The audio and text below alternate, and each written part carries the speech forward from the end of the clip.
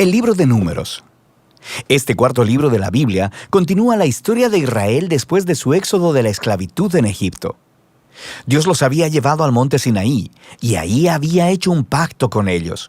Y a pesar de la rebelión de Israel, Dios, en su gracia, proveyó en el tabernáculo una manera en que Israel pudiera vivir cerca de su santa presencia.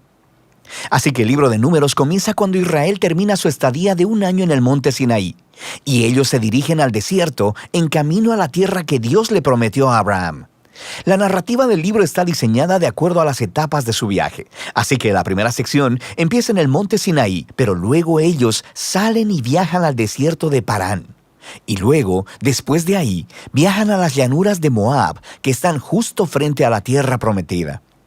Ahora, la primera parte inicia con un censo donde el pueblo es contado, y de ahí viene el nombre del libro.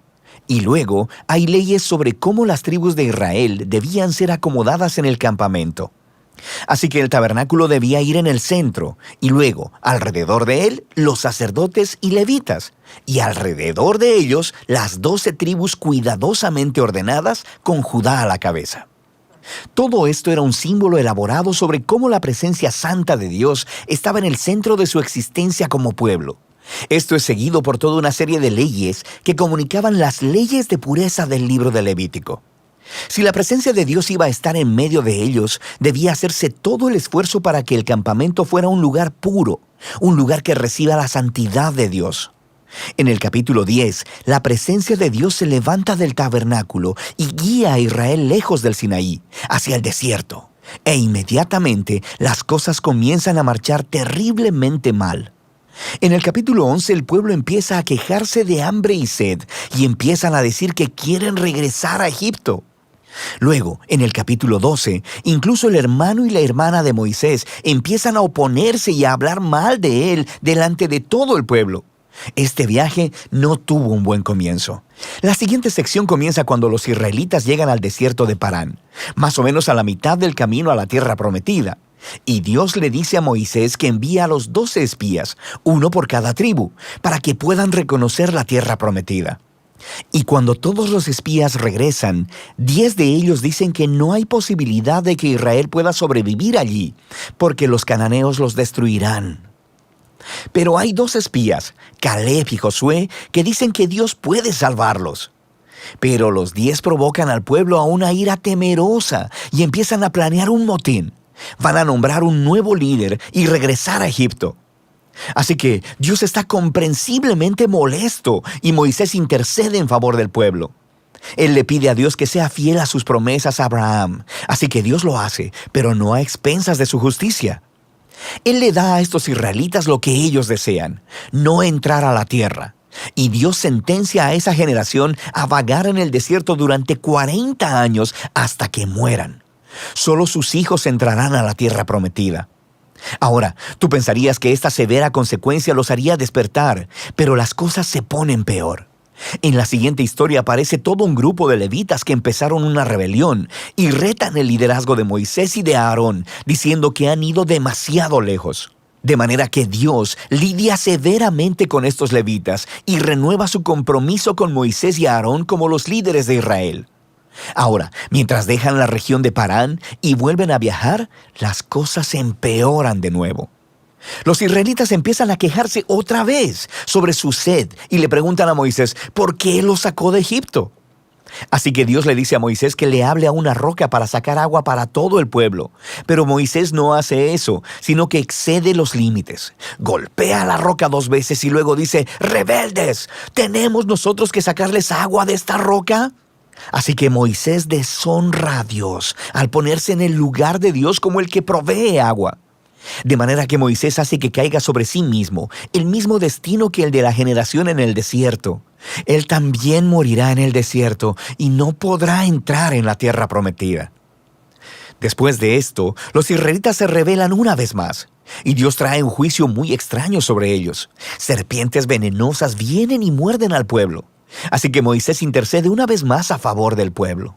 Y Dios le dice a Moisés que haga una serpiente de bronce y la levante en una asta. Y todo el que vea a esta serpiente sería sanado de la mordida venenosa. Es un símbolo muy extraño, pero habla del reto que representa para Dios el permanecer fiel a su pacto. Él está en lo correcto al traer justicia sobre el pecado y la maldad de Israel, pero incluso la justicia de Dios se transforma en una fuente de vida para aquellos que miran a Dios para ser sanados. A partir de aquí, el pueblo se dirige a las llanuras de Moab. La primera parte principal de esta sección se enfoca en la extraña figura de Balaam. El rey de Moab está asustado por este enorme grupo de gente viajando a través de su territorio, así que contrata a un hechicero pagano, Balaam, para maldecir a Israel. Y en 3 ocasiones distintas, Balaam descubre que no puede maldecirlos. Él solo puede hablar bendición sobre Israel. Recuerda la promesa de Dios a Abraham en Génesis 12. Así que no solo Balaam no puede maldecir a Israel, sino que Dios le da una visión sobre un futuro rey israelita que un día traerá la justicia de Dios a todas las naciones. Esta visión recuerda la promesa de Jacob a Judá en Génesis capítulo 49. Ahora, vale la pena detenernos a reflexionar en el flujo del libro hasta ahora. Las historias de rebelión en el desierto se amontonan una sobre otra, poniéndose cada vez peor. Y aunque Dios trae actos parciales de juicio sobre Israel, también continúa mostrándoles misericordia, proveyendo comida y agua en el camino. Y la historia de Balaam muestra la gracia de Dios de manera resplandeciente, porque ahí está Israel, en el campamento, murmurando y rebelándose. Pero en lo alto de las montañas, sin que ellos lo sepan, Dios los está protegiendo y hasta bendiciendo. Y es este contraste entre la rebelión de Israel en el desierto y la fidelidad de Dios lo que hizo a estas historias tan importantes para las postreras generaciones de Israel. Y las historias del desierto son recontadas una y otra vez por los profetas y los poetas bíblicos, e incluso por los apóstoles en el Nuevo Testamento. Y estas historias siempre sirven como advertencia, que aunque Dios permanecerá fiel a sus promesas del pacto, Él también permitirá que su pueblo sea parte de Él en rebelión y que enfrente las consecuencias.